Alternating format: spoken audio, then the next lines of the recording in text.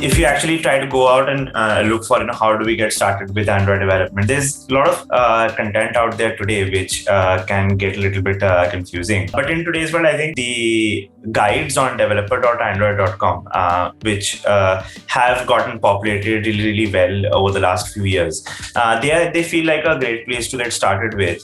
The only thing caveat I feel is that when people talk about, as a newcomer to the Android ecosystem, when we talk about a roadmap, like what are the things to learn, we have to filter a little bit for the bias for hype, I feel, because people who are in the ecosystem for a while, when they speak about things like, for example, today, on my Twitter, you'd find me talking about something like, say, Jetpack Compose, something new that has come in. I'm very excited about it. I would be using it.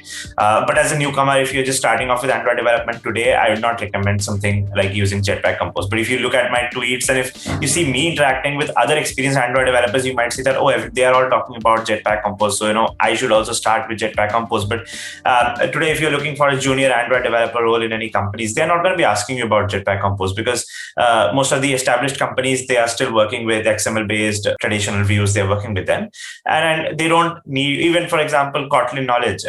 Now it has gotten a little bit necessary, but I think people here in the panel, we have been using Kotlin for quite a while now, but I think in interviews, Kotlin has only started appearing for last 1 year, while we have been using it since 2017 or something like that.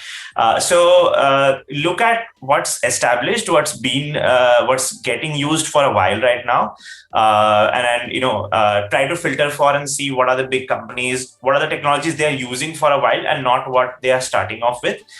So for newcomers, I think you should learn the things which are established, which are not alpha, beta kind of things, which are actually stable. And if you look at some of the popular open source projects, like there's the Telegram's app is open source, Firefox's app is open source. These are some of the bigger apps which open source, they're available.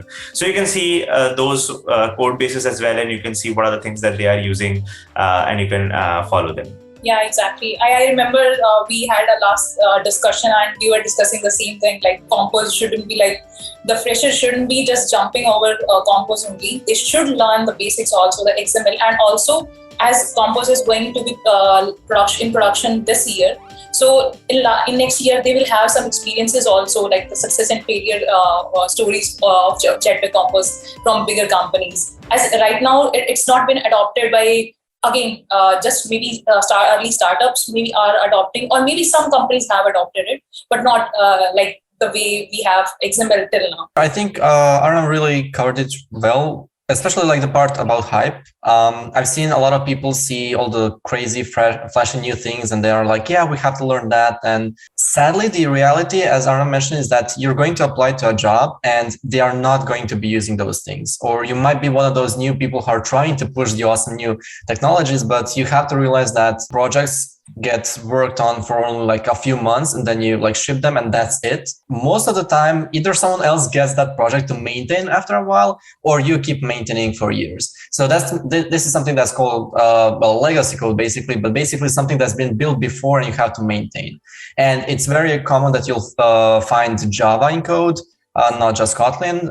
It's very common that you're going to find different types of architectures, different types of technologies and approaches to building apps, because people worked on those apps 3 years. So my general, this might sound a bit weird, but my general approach is that if you're starting and you know about a few companies that you want to apply to, try to look for the technologies that they use and try to learn them first. So maybe if it's like your first or second job or something like that, you don't have a lot of experience, you can get into the very first job and then start learning there and grow your experience. That's at least what happened with me. I didn't know anything a few years ago, and I got into my first job where I learned a ton. And basically, after I got the fundamentals right, as Arnav mentioned, it was much more easy for me to learn, things like Kotlin or maybe some other Android topics. It is going to be maybe sometimes even demotivating because you want to jump into Compose, but you really can't. And another thing that you can do in this situation is just try to work on your personal projects too. I know that someone mentioned that in the chat. Personal projects are an awesome way to learn anything.